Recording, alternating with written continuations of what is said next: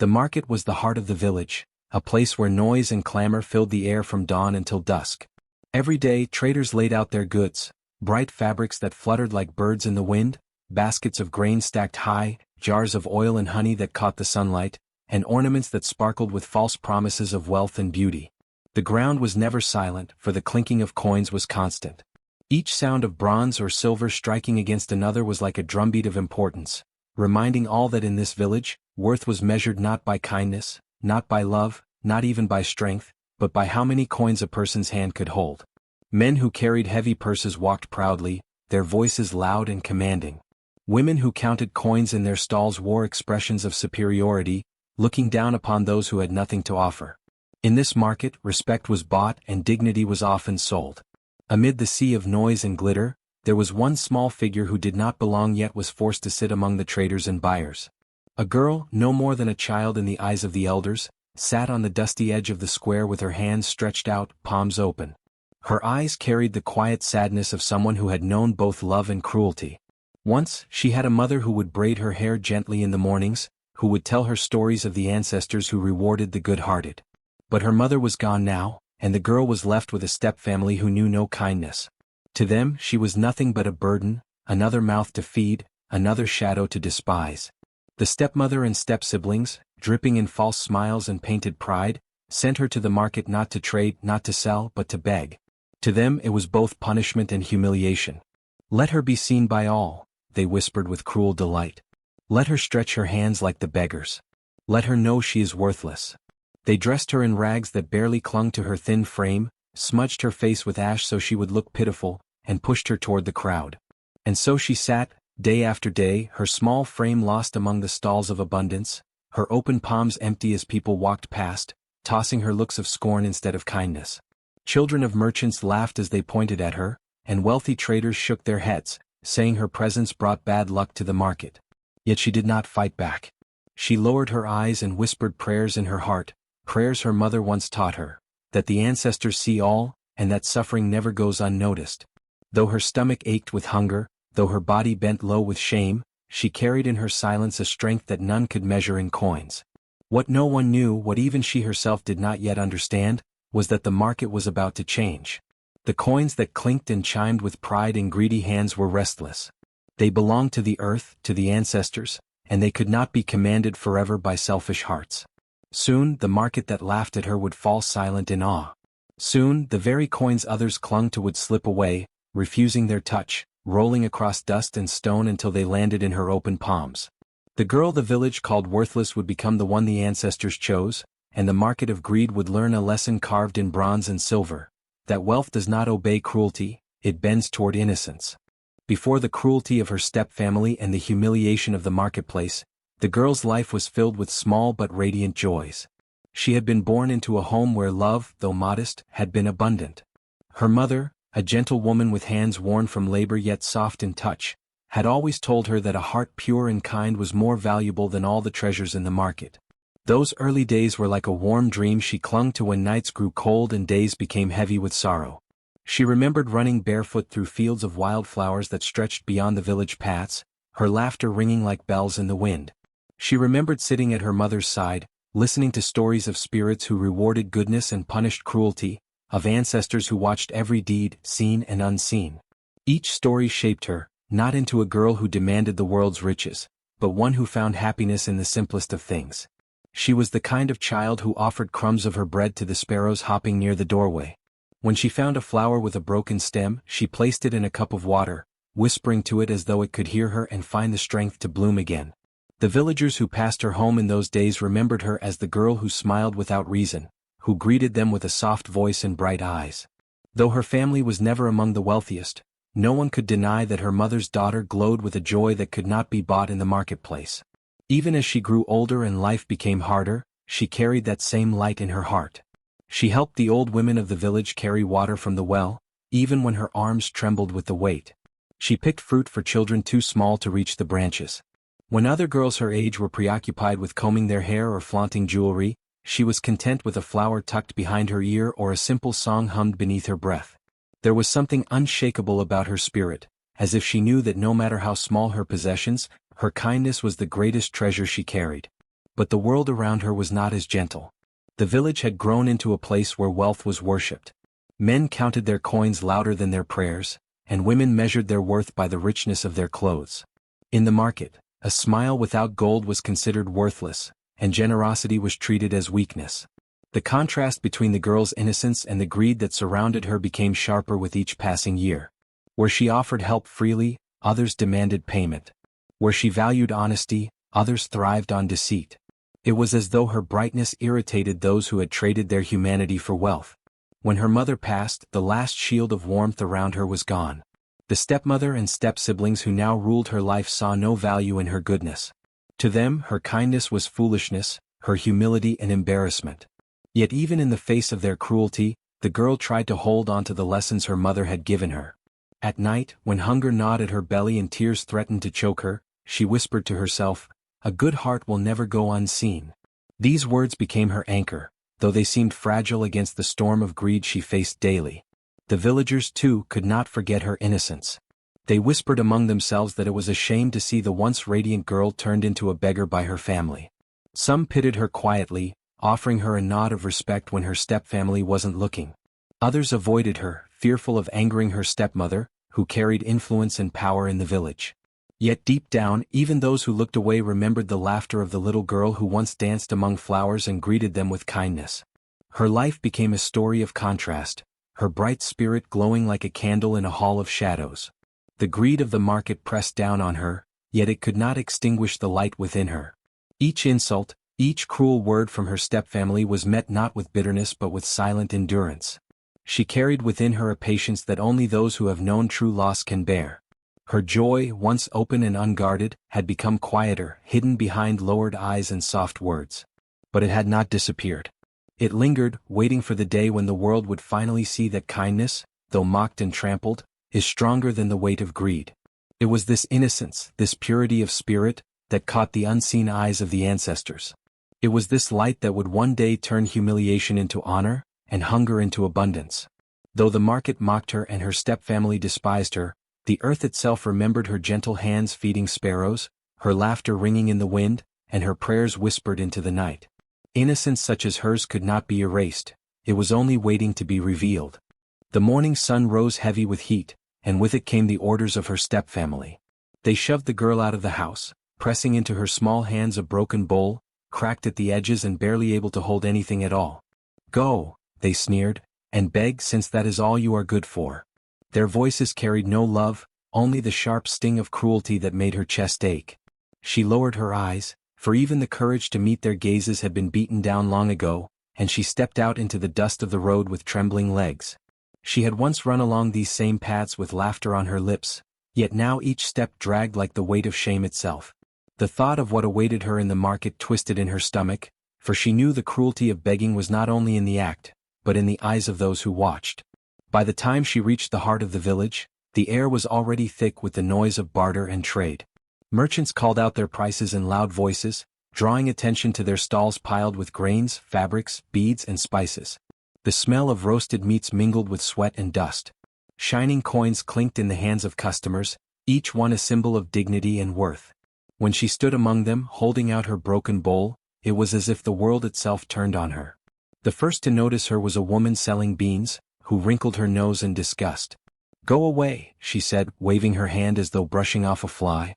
"Do not stand here with your shame." Another man laughed, tossing a stone into her bowl instead of a coin. It clattered sharply, and the crowd chuckled, some whispering to each other about her ragged clothes and hollow cheeks. Her humiliation deepened as children from the market gathered to point and mimic her, holding out their hands in mockery. She tried to look away, but their laughter rang in her ears like cruel drums. Each moment of ridicule seemed to erase a little more of her dignity, as though they were scraping away what remained of her humanity.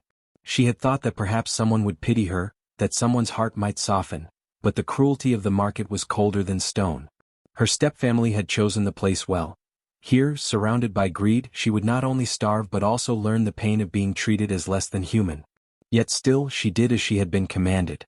She held out her bowl, trembling, her eyes glistening with tears that caught the light of the sun. The cracks in the clay seemed to mock her as much as the people did, as though even the object given to her was unworthy. She whispered a silent plea, not to the villagers, but to something greater, something unseen. Please, she thought, let me not be invisible. But her whispers went unheard among the shouts of haggling voices and the jingling of coins that passed her by.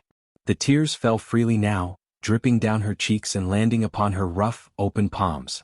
Each drop carried the weight of her sorrow, staining her skin with salt. She did not wipe them away, for she had no energy left to hide her pain. The villagers saw her, yet their eyes were unkind. They mocked the way she stood, the way she clutched her bowl, the way her lips trembled as she spoke no words. "Look at her," someone said, begging like a stray dog. And the laughter returned, curling around her heart like a thorned vine. Even in her despair, she felt the heaviness of her stepfamily's shadow. She knew they would be waiting for her return, sneering if she brought nothing, beating her if she dared complain. The cruelty was not only in the laughter of strangers but in the knowledge that she had been abandoned by those who should have sheltered her. She was not simply poor, she had been made poor, stripped of worth by hands that should have lifted her. As the day dragged on, she grew weary, her arms weak from holding out the bowl that never filled. Hunger gnawed at her belly, but shame gnawed even deeper at her spirit. She sank to her knees on the edge of the market, too tired to stand beneath the weight of so many scornful eyes. The dust clung to her skin, the broken bowl shook in her hands, and her tears darkened the earth where they fell. It seemed as though she had been cursed to live in a world where even pity had no place. But even as she knelt in despair, something stirred quietly beneath the surface of her suffering. A mystery yet unseen, waiting for the right moment to reveal itself. The cruelty of begging had stripped her of everything, yet the emptiness it left behind was about to be filled with something no one in the market could have imagined. For her tears were not falling in vain, and the hands that trembled would soon be the ones that drew all eyes in awe. The market was alive with noise, but beneath the familiar chaos, something strange began to unfold. At first no one noticed. A wealthy trader, his hands heavy with rings, passed a coin to a butcher. The silver piece slipped from his fingers, clattering to the ground.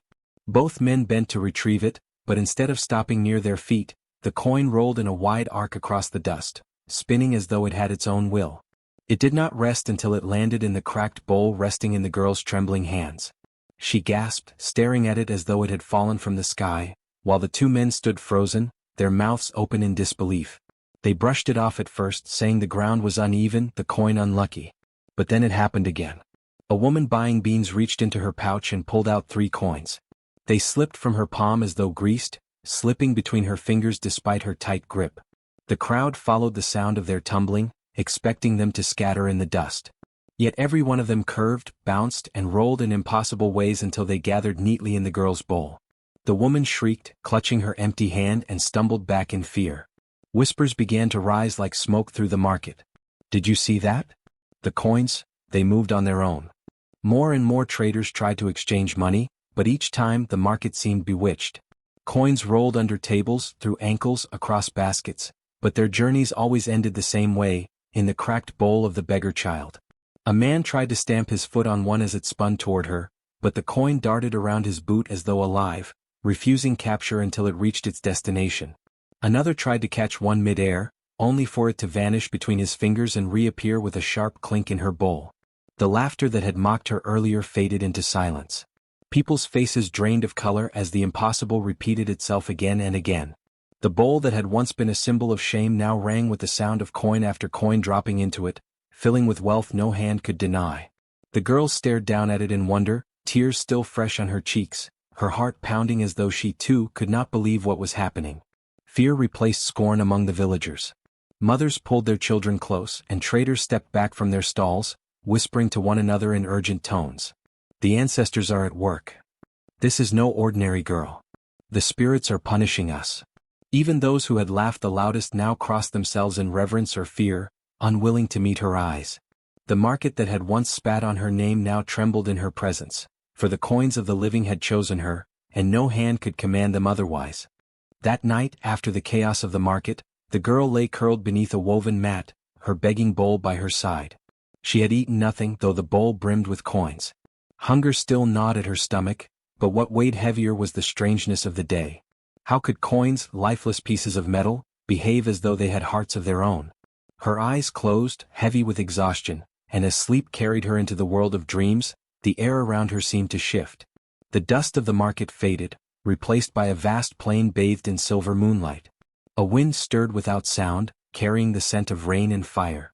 From the horizon, a figure emerged, cloaked in garments woven of starlight, their face both ancient and young, both stern and gentle. She trembled at the sight, yet her heart felt no fear, only awe. This spirit, she knew, belonged to the ancestors, those who walked before her, whose voices whispered in the silence of graves. The spirit's eyes glowed like embers as they gazed upon her, and their voice rang out like the toll of a distant drum. "Child," the spirit said, "your suffering is not unseen. Every tear you have shed has marked the earth, and the earth has carried your pain to us. We have watched as cruelty weighed upon you, as greed mocked your innocence. Now know this, wealth will bend toward you not to make you proud, but to make the world see what cannot be hidden, purity endures." The girl fell to her knees, her small hands clutching at the hem of her ragged dress. Her lips trembled. "But I am nothing," she whispered. "I am cast away, shamed, beaten down. Why should coins come to me when I have no power?" The spirit bent low, their breath cool as nightfall against her skin. "Because power does not lie in cruelty. Because gold in greedy hands turns to dust. But when placed in innocent palms, it shines brighter than the sun. Your tears, child, are not weakness, they are the seal of your blessing. Each drop that falls from your eyes calls to us and we answer." At that moment she looked down at her own hands. Upon her palms, where once calluses and dirt clung, she saw glimmers of light, tiny droplets of silver like frozen tears. They shimmered, then sank into her skin, leaving her glowing softly in the moonlit dream. She felt warmth in her chest, a quiet strength, as though every scar of sorrow had been stitched into armor. The spirits straightened, raising their hand to the sky. The plain around them shimmered, and in the distance the girl could see shapes, spirits of others long gone, ancestors watching her with silent approval. "Remember, child," the spirit said, their voice echoing like 1,000 voices at once, "wealth is not yours to hoard but a message to the world. Greed cannot prosper against innocence, and cruelty cannot bury what the ancestors have chosen to lift." When she awoke, her cheeks were wet with tears. Yet these tears no longer felt like weakness. They burned with quiet strength as though each one sealed a promise. She touched the bowl beside her, hearing the coins within shift softly, not with greed's harsh clatter but with the rhythm of justice itself. The next morning the market stirred to life as it always did. Merchants laid out their wares, bright fabrics, clay pots, baskets of grain, spices whose scents filled the air with warmth. Buyers bustled through the narrow rows, calling out prices, haggling, laughing, gossiping. Yet underneath the chatter ran a current of unease, for the whispers of yesterday had not faded. Everyone remembered how coins had slipped away, how gold and copper alike had abandoned their masters to tumble into the hands of a girl no one valued. When she returned with her empty bowl, heads turned. Some sneered, expecting her presence to bring more mischief, while others watched with wary curiosity. The first test came quickly. A wealthy man, heavy with chains of brass, paid for a basket of rice. The coins clinked into the seller's palm, but before the seller could tuck them away, the coins rattled violently, slipped between his fingers and rolled across the dusty ground as though alive. Gasps rang out as the coins came to rest in the girl's bowl. The man shouted in anger, and the seller swore he had not dropped them willingly. Yet no matter how many times they tried to retrieve the coins, the metal clung to her bowl as though glued there by unseen hands. By midday, panic spread. Coins leapt from purses, slipped through cracks in tables, spun in the air like playful children and landed only with her. Merchants stomped their feet, shouting curses, fearing that their businesses were doomed. "This is witchcraft," some cried. "The spirits are angry with us," others muttered. Buyers hesitated to spend it all, fearing that their hard-earned wealth would betray them. The once bustling market trembled with chaos, suspicion rippling through the crowd. But not everyone was afraid. Among the poor, women who scrubbed the streets for scraps, old men with weary bones, children whose ribs showed through their thin skin, hope began to stir. They watched the girl, her eyes lowered humbly, her bowl filling with what should never have been hers. To them she was no witch but a sign. If coins turned against greed and flowed to her, perhaps the ancestors had chosen her as a vessel of justice. Whispers grew, carried from one ear to another. "She is blessed. She is protected. She carries the mercy of the spirits." The girl herself remained quiet. She did not laugh at the chaos nor boast of her fortune. She still sat with the same bowed posture, the same trembling hands. Yet inside she remembered the dream, the voice that had told her her tears were not unseen.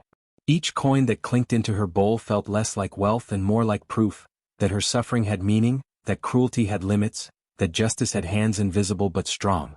Her stepfamily, however, burned with fury. From a distance, they watched the coins pile into her bowl while their own hands grew emptier. The stepmother hissed to her daughter, her voice dripping with venom. "Do you see? That cursed child steals from us all. The spirits favor her and the village watches. If this continues, she will rise above us and we will be left in dust." The stepsister clenched her fists, her face twisted with envy. "It should be me," she cried. "I deserve the coins, the attention, the whispers of blessing. Why must she, the lowest among us, be raised while I, who wear fine cloth, am mocked?" Day after day the pattern continued. Merchants grew pale at the sight of her, dreading the loss of their money. Wealthy buyers tried to guard their coins, tying purses tight, hiding them under robes, but somehow the coins betrayed them still. Some refused to enter the market at all, fearing that to cross her path was to invite poverty. Yet the poor followed her movements closely, offering her water, speaking her name with reverence. She had become a living mystery, a dividing line between those who feared and those who believed. By the end of the week, the market was no longer the same. The air of greed had thinned, replaced by watchful silence whenever she passed. No longer was she seen as a beggar, but as a mirror reflecting the truth of people's hearts. Those who clung to wealth saw only curses, those who had nothing saw a promise of hope. And behind it all, her stepfamily seethed, their hearts burning hotter than any forge, knowing that every coin that slipped away from them was another nail in the coffin of their pride. For in her bowl, the sound of justice rang louder each day. Though the bowl in her hands grew heavier with each passing day, the girl's spirit did not bend toward pride. She never clutched the coins to her chest as others might have, never strutted through the market with her head held high. Instead, she remained the same gentle soul who once sat in the dust with trembling hands. Her steps were light, her voice soft, and her eyes carried neither boast nor bitterness. To her, the wealth was not hers, it belonged to something greater, a gift entrusted by unseen hands, meant to flow like water to those who thirsted. Each morning she rose with the sun and carried her bowl not to hide it away but to share it. The children who once mocked her now gathered at her side, their laughter ringing through the air as she pressed coins into their small hands. "Go buy bread," she would whisper, and their bare feet scattered across the market toward stalls, their smiles wide as they returned with crusts of food that filled their empty stomachs. Widows with bent backs and tired eyes found unexpected relief when she quietly slipped coins into their baskets. The elderly, who had grown used to hunger gnawing at their bones, discovered meat and grain at their doors, provided by the girl who never stopped bowing her head in humility. The market, once filled with the noise of greed, now carried a different tune. Merchants and buyers could not ignore the change. They watched as her bowl never emptied, as what she gave away seemed only to multiply. The more she shared, the more coins found their way into her keeping. It was as if the spirits themselves refilled her bowl in secret, ensuring her generosity was endless. People began to whisper not of curses but of blessings. "The ancestors smile on her," said one woman, her voice low with awe. "See how she feeds the hungry and honors the poor? No beggar could do this. She is chosen." Day by day the marketplace transformed. The same traders who once mocked her now bowed their heads when she passed. The children who once pointed fingers now followed her like shadows. Even those who feared the spirits dared not speak ill of her anymore, for to curse her was to invite shame. Instead, they began to call her by new names: the market's daughter, the bowl of mercy, the spirit's hand. She, who had been forced to kneel in humiliation, now walked among them as a symbol of justice and kindness. Yet through it all, her heart did not swell with arrogance. She did not laugh at her stepfamily's scowls, nor did she gloat over the fear of the merchants. She simply lived as she always had, gentle, patient, steady. For in her heart, she remembered the dream, the voice that told her tears had been seen. To hoard the wealth would have been to deny that blessing. To share it freely was to honor it. One afternoon, as the sun blazed high above the market, a boy approached her. His face was smeared with dust, his hands empty, his ribs visible beneath his thin shirt. "Why do the coins come to you?" he asked in a trembling voice. The girl looked at him, her gaze calm and kind, and pressed a coin into his palm. "Because the spirits see what we endure," she answered softly. "And they know hunger cannot be defeated by greed, only by kindness." The boy's eyes filled with tears, and he ran off clutching the coin as though it were more than metal, as though it were hope itself. From that day, even the hardest hearts in the market began to soften. Where once people measured worth by how much one could buy or sell, they now measured it by the girl's quiet acts of mercy. she had changed the rhythm of the place. The clinking of coins no longer sounded only like power, it sounded like justice, like care, like a new kind of wealth that could not be hoarded. Her stepfamily of course watched in fury. They had sent her to beg in shame, to bring disgrace upon her head, and instead, she returned with honor greater than their own.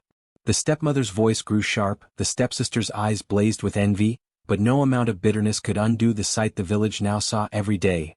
A girl who had once been treated as worthless, now moving with grace, feeding the hungry and turning coins into blessings. The villagers began to say, "This girl is no beggar. She is a blessing in flesh." And as they said it, they began to believe it, for they saw with their own eyes that she carried something none of them could claim, a quiet strength that neither cruelty nor wealth could corrupt. And so the market, once a place of greed and rivalry, became the stage where her humble power shone brightest. The stepfamily could no longer contain their envy. Every evening, when the girl returned from the market with her bowl full of coins, their eyes followed the glimmering metal with hunger that burned hotter than any fire. The stepmother's lips tightened, her voice sharp like the crack of a whip. "Those coins belong to us," she hissed. "You are nothing without this house, and everything you carry is ours to claim." The stepsister echoed her mother's words, her hands twitching with desire as she stared at the bowl. One night, they cornered the girl in the small corner where she slept. "Give us the coins," the stepmother demanded, snatching the bowl from her hands. But the moment her fingers touched the metal, she screamed. The coins turned red-hot, searing her palms until she dropped them, clattering to the floor. The stepsister rushed to scoop them up, but as she did, the coins melted into dust before her eyes, only to reappear back in the girl's bowl, untouched and gleaming. Day after day they tried again. They demanded, they threatened, they begged, but each attempt ended the same way. The coins slipped like water through their fingers, burned their skin as though the ancestors themselves had cursed them, or simply vanished into thin air, returning faithfully to the girl. She did not gloat, nor did she laugh at their failures. She simply watched in silence, her dignity untouched as they flailed in greed. The market soon caught wind of these scenes. Traders whispered the tales, and soon everyone knew that the cruel stepfamily could not lay claim to even a single coin. Laughter followed them through the stalls. When the stepmother reached for bread, sellers mocked her, "Careful, it may vanish to your daughter's bowl." When the stepsister flaunted her old jewelry, children giggled, "Better hold it tight, lest it runs to where it belongs." Humiliation wrapped around them like a shroud. The more they tried to clutch at wealth, the more they were stripped bare before the eyes of the village. Meanwhile, the girl stood straighter with each passing day, her face calm, her spirit glowing with quiet strength. She did not chase after wealth, it came to her. She did not grasp for power, it was given. And so the contrast deepened. Their greed made them smaller, while her humility made her greater. By then, the market no longer saw her as a beggar but as a mirror reflecting truth. To reach greedily was to be shamed, to give humbly was to be blessed. The stepfamily had become a spectacle, and the village laughed not only at their humiliation but at the justice that unfolded so clearly before them. The festival came with drums and color, the air thick with spice and roasted meats, the streets crowded with villagers eager to display their prosperity. Once a year, the market transformed into a celebration of wealth, where traders stacked their tables high with goods and families dressed in their finest cloth to show their standing. It was a day when gold gleamed brighter than the sun and respect was measured in how many coins one could spend without hesitation. The stepfamily prepared with great effort. The stepmother polished her bangles until they shone, and the stepsister braided her hair with cheap beads that looked grander from afar. They gathered every coin they could, though it was less than they once owned, and strutted into the festival with forced pride. "Today," the stepmother whispered, "we will remind the village who we are. That cursed girl will be forgotten when they see us dripping with wealth." But the girl, clothed in simple garments, walked quietly behind them. She carried no showy jewelry, only her small bowl. Yet as the festival began, it was not the stepfamily who drew eyes, it was her. Whispers rippled through the crowd, for everyone had heard of the coins that betrayed greedy hands and found their way to hers. Some came close to test the rumor. A trader dropped a gleaming coin into the stepmother's palm, but before she could tuck it into her pouch, it quivered, rolled to the ground, and spun through the dust straight into the girl's bowl. Gasps spread like wildfire. More tried, some with laughter, others with anger. A buyer handed silver to the stepsister for cloth, but the moment she touched it, the silver clinked away, leaping like a living creature toward the girl. Even when merchants locked their coins in boxes or tied them tight in bags, the locks broke, the threads snapped, and the coins rattled across the festival square until they rested with her. Soon the spectacle was undeniable. Coins poured toward her from every corner, rolling across the cobblestones, falling from purses, slipping from hidden folds of clothing. Children chased after them, laughing, pointing as the clinking sound grew into a chorus that filled the air. The girl's bowl overflowed, yet still the coins came piling into her lap at her feet, as though the entire wealth of the festival belonged to her and her alone. The stepfamily's faces burned with shame. They reached desperately, trying to snatch at the coins mid-roll, but each time their fingers closed, the metal seared or vanished, leaving them grasping at nothing. Their boasting turned hollow, their pride shattered before the eyes of all. The villagers laughed, but it was not cruel laughter, it was the laughter of revelation, of truth made plain. By the time the sun dipped low, no one questioned it any longer. Her blessing was undeniable. The festival meant to celebrate greed had instead become a stage for justice, and the girl, once forced to beg in humiliation, now stood as the chosen vessel of the ancestors' will. All coins had chosen her, and the village could not look away. When the festival ended, the sound of coins still echoed in the minds of the people. The spectacle had been too great to ignore, and by evening the elders of the village gathered beneath the great baobab tree. Their faces were solemn, their staffs in hand, for such wonders could not be left unexplained. The people crowded around them, whispering, still marveling at how wealth itself had betrayed the greedy, and rushed toward the girl who once begged with an empty bowl. The eldest among them, his beard white as ash, struck the ground with his staff to call silence. "We have witnessed with our own eyes," he said, voice carrying over the murmuring crowd. "No trick, no illusion, but the truth of the ancestors' will. This girl, humiliated and cast aside, is the one they have chosen. The coins themselves have borne witness, and no man or woman can deny it." The council nodded, and another elder, a woman with eyes sharp as hawk feathers, stood. "We must speak plainly," she declared. "For what we saw was not merely a blessing but a warning. To force the innocent into dust, to mock their hunger, is to court the wrath of the unseen. This girl was made to beg, her dignity stripped, yet the spirits lifted her higher than those who shamed her. Let all remember, those who plant cruelty reap disgrace." The crowd murmured in agreement, heads bowing. All eyes turned then toward the stepfamily. The stepmother and stepsister shrank back, their pride shattered, their faces pale. They had come to boast, but now the whole village saw them exposed, cruelty written in every jealous glance they cast at the girl who sat quietly, her overflowing coins resting untouched at her feet. One of the younger elders pointed at them. "It was you who forced her to beg in the dust, though she was of your own blood and household. It was you who laughed while she starved. The ancestors have judged, and your shame now lies bare before us." The stepmother fell to her knees, stammering excuses, while the stepsister wept bitterly. But the elders were unmoved. "No excuses can wash away truth," the eldest said firmly. "Your greed brought you to this end. May this be remembered by all, that when the strong oppress the weak, the spirits themselves will rise to defend the innocent." The judgment was clear. The girl was lifted up, no longer a beggar but a child of the ancestors' favor. The stepfamily, once arrogant, now stood condemned, marked forever by disgrace. And so the council's words became law in the hearts of the villagers, that humiliation of the pure is an insult not only to them, but to the spirits who walk unseen among men. From that day no one dared mock her again. Instead, they bowed their heads as she passed, for she was no longer merely the girl with the bowl, she was the chosen of the ancestors, and her story became a lesson carved deep into the memory of the people. Their downfall came not with thunder or fire but with silence. The silence of doors closed, of hands withdrawn, of fortune slipping away like water through a broken pot. The stepfamily who once strutted proudly through the market, weighed down by the shine of coins and the arrogance of mockery, soon found themselves standing before empty stalls. Their goods no longer sold. Traders who once greeted them with false smiles now looked past them as though they were shadows.